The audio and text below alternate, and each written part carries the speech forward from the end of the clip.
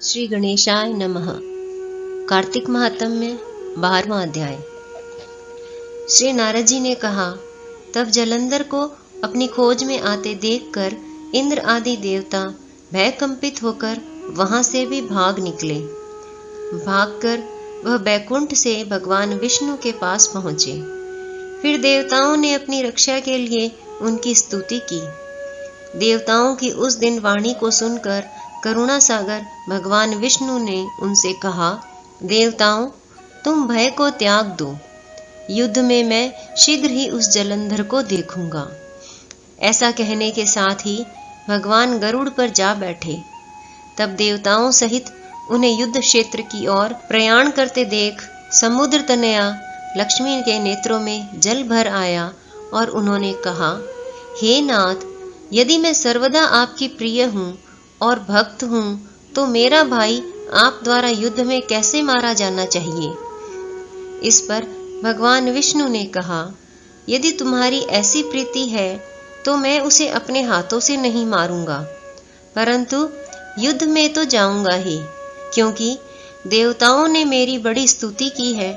ऐसा कहकर शंख चक्र गदा पद्मधारी भगवान विष्णु गरुड़ पर चढ़े और शीघ्र ही युद्ध के उस स्थान पर जा पहुंचे जहां पर कि जलंधर विद्यमान था।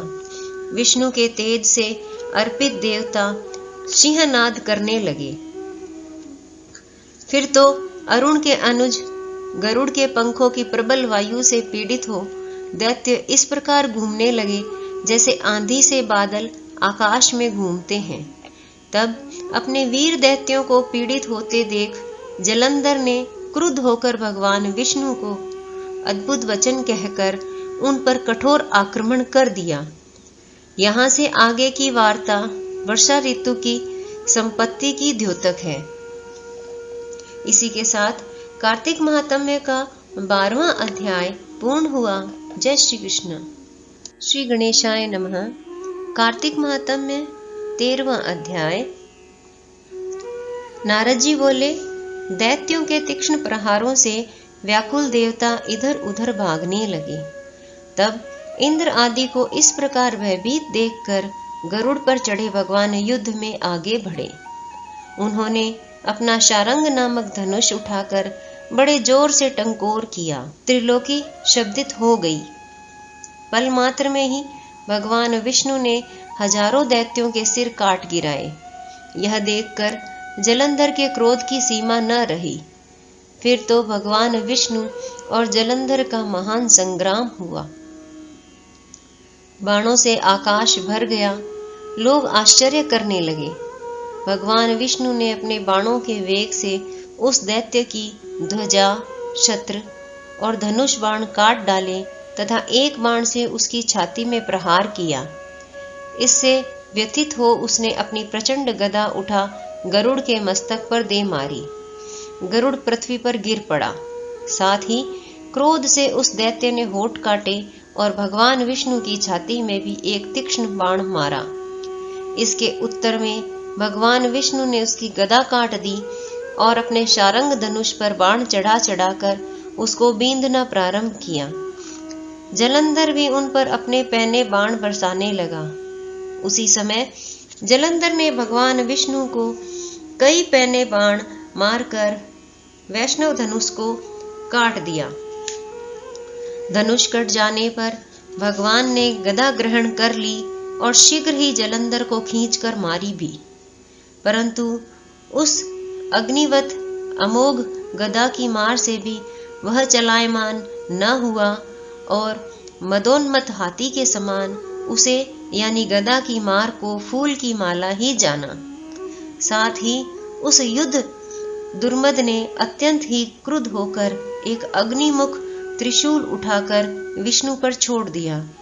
भगवान विष्णु ने शिव के चरणों का स्मरण कर नंदक नामक त्रिशूल से उसके त्रिशूल को छेद दिया। जलंधर ने झटक कर भगवान विष्णु की छाती में एक मुष्टिक मारा। उसके उत्तर में भगवान विष्णु ने भी उसकी छाती पर अपनी मुष्टिका का प्रहार किया। फिर दोनों घुटने टेक कर बाहों और मुष्टकों से बाहु युद्ध करने लगे। कितनी ही देर तक भगवान विष्णु उसके साथ युद्ध करते रहे। वह कुछ श्रमित से हो गए। तब सर्वश्रेष्ठ मायावी भगवान उस दैत्यराज से मेघवाणी में बोले, हे रण दुर्मम दैत्य श्रेष्ठ, तू धन्य है जो इस महायुद्ध में इतने बड़े बड़े आयुधों से भी भयभीत न हुआ। तेरे युद्ध से मैं बड़ा प्रसन्न हूँ। तू जो चाहे मांग, मैं अदेय वस्तु भी आज तुझको दे दूंगा। मायावी भगवान विष्णु की ऐसी वाणी सुनकर जलंधर ने कहा, हे भावुक, यदि आप मुझ पर प्रसन्न हैं तो यह वर दीजिए कि आप मेरी बहन के साथ तथा अपने सारे कुटुंबियों सहित मेरे घर पर निवास करेंगे। नारद जी कहते हैं, उसके ऐसे वचन सुनकर भगवान विष्णु को खेद तो हुआ, किंतु उसी क्षण उन देवेश ने तथास्तु कह दिया। अब भगवान विष्णु सब देवताओं के साथ जलंधरपुर में जाकर निवास करने लगे।